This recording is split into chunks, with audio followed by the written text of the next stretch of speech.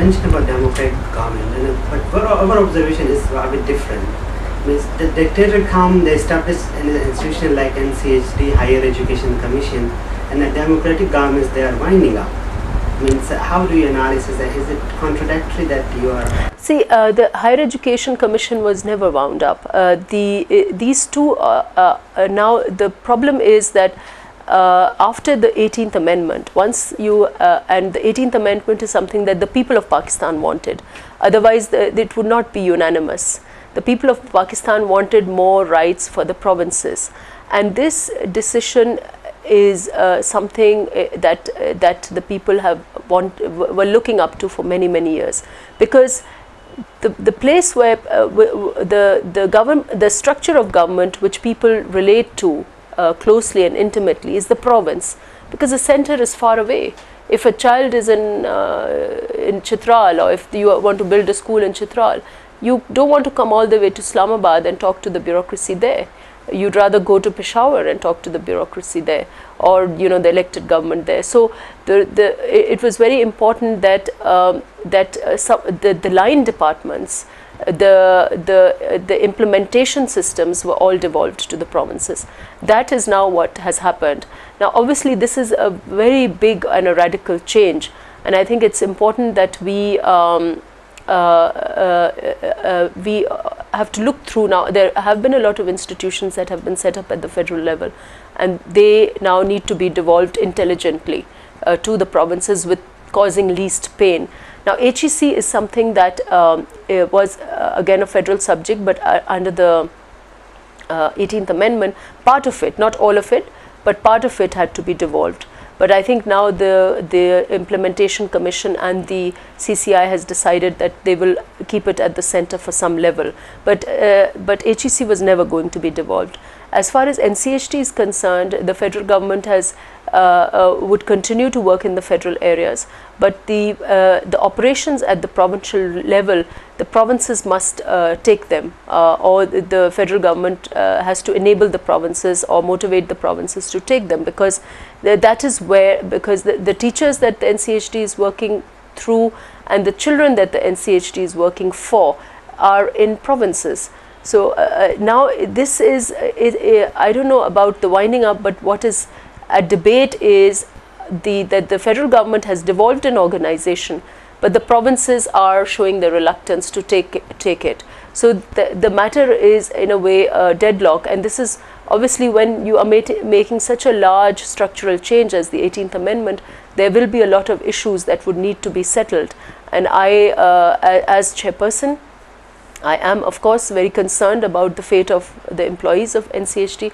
I'm also concerned about the 500,000 children, and on this forum I would request the chief ministers to show a large heart and to adopt these, because after all they are your children, to adopt NCHD and to look after the children that the NCHD is looking after in their provinces.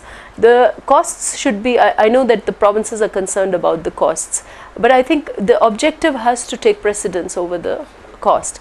The objective is that you have an institution. It's okay if it was set up by a dictate, it doesn't matter, but if the objective was fine, if the objective was for universal primary education, if the objective was for EFA goals or the Millennium Development Goals, the objective was fine. Never mind if Ayub Khan did set up many institutions which are still surviving. And the elected governments have adopted those. The People's Party adopted NCHD because they recognized that it was doing a fine job in the areas, or for that matter the NEF. So I think the chief ministers of the 4 provinces, I believe that Sindh has agreed, but the other 3 provinces have shown their reluctance. So the chief ministers must show a large heart, and they must adopt NCHD. And if they have any critique of anything that these programs are doing, or that they want to enhance the scope of these programs or limit the scope of the programs, that can be done, because the institutions can be reshaped. It's not necessarily that the institution can be in one mold, you can take it into another mold.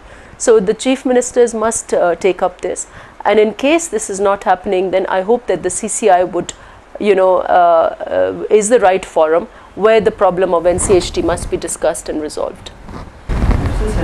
Please tell us about this United Nations Girls Education Initiative. You're also co-chair of the Pakistan chapter.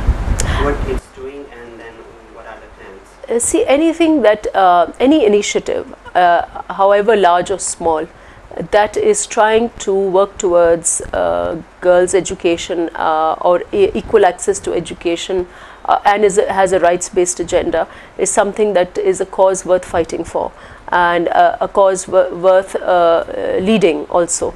And I was very pleased when I was asked to co-chair this forum, and I'm very happy to do so. This is a forum that tries to unite all the different elements, government, civil society, media, under one roof, and they try to lobby and create advocacy, space for advocacy for improvement and enhancement of access of girls and boys, for that matter, to education generally, because it talks of equal access.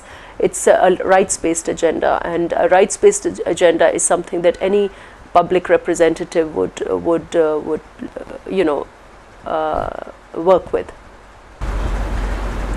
This, as you mentioned about 25A, talking about free and compulsory. What do they mean by free and compulsory? Means, and when we say compulsory, then there are legal implications that should be. And when we say free, then does it mean that only tuition fee should be there, or the dresses and the travel expenditure and many others? How do you see this? Well, ideally, I think there should be absolutely no cost to the parent to provide education, absolutely no cost. Now, of course, that is a very, very ideal situation, but at least even if Pakistan, as a first step, we ensure that we provide at least there are no costs inside the school, or any cost, whether it's your cost of books or a fee for exams, and all that should be at till your secondary level is all abolished in the first instance. That is the first step. But at the same time, of course, enabling, as you said, we have to cover the cost of transport. Transport is a big issue, because there may be children or parents ready to send their children, but if the school is very far, they're not able to. And this is especially the case for girls, because it's obviously for parents to send girls 6 years, 7 years, to a school that's even 1 kilometer away is very, very difficult if they don't have transport and so on. So that is these are the steps. Then you have to go into detail on that. The government policy of creating a school at the distance of 1.5 kilometers and then clusters is very reasonable. I think it's a very good policy, but it has to be implemented. And for implementation, then you have to go into details and you have to map out where in some areas there is too much of infrastructure. I think that for instance in Sindh, there's a lot of infrastructure of schools. In fact, we can work with less infrastructure, because a lot of schools are made where they're not needed. They were made on political grounds and so on.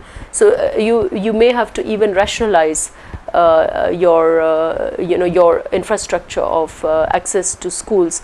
But mobility is something that is very important, and I think the provinces must work towards that. I can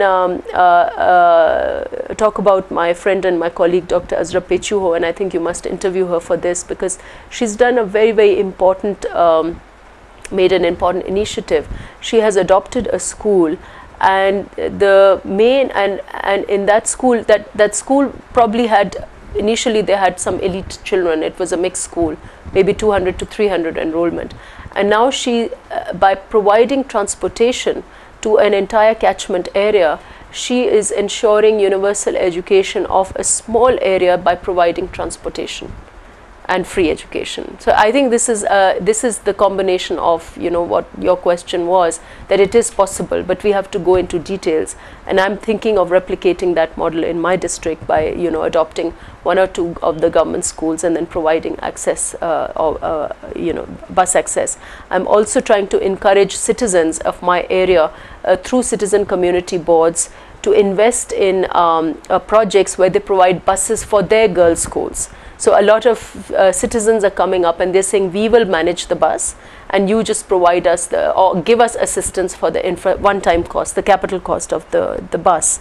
So once the bus is there, then the citizens or communities would run the bus for the girls of their school, so to ensure that the girls are coming to that. So there are, of course, added costs, and we, as I said, we all have to combine all efforts to the additionalities of education are enormous. And for instance, another cost that could be that is replacement of labor. In Pakistan, where you have extreme poverty, and you have you know, a lot of 27% of our labor is in the farm, and many of these laborers are actually children, assisting their mothers and fathers, whether it's cutting, whether it's looking after children. If the mother's on the farm, then the youngest you know, oldest girl would look after all the younger children. So that, what about the replacement of the labor? How do we ensure that we do that? And that is a huge cost that we haven't even thought about. You know, how the economies are organized, how the agricultural sector is organized, how the rural communities are organized, what kind of political economies exist in those areas, and how the government can make certain interventions so that that labor is either replaced with incentives, cash incentives, food incentives. We have some very good models. I mean, there have been instances where WFP, along with even governments of Pakistan, the provincial governments of Pakistan, have made food inputs. For instance, they've tried to do food replacements by providing free oil to certain households. They have ensured enrollment of girls. These are the models that now we have to replicate at mass level, and that is where the provinces come in. I think that intervention just of one, and I am a firm believer in that, and if ever I have a chance to implement this policy or work with the government on this, I think I would go all the way, is provision of food in schools. Because just by providing, as I said, we have to find ways to be able to give incentives to the parents who would rather send these children or use them for household work rather than send them to school. If we are providing one meal a day to every child in Pakistan,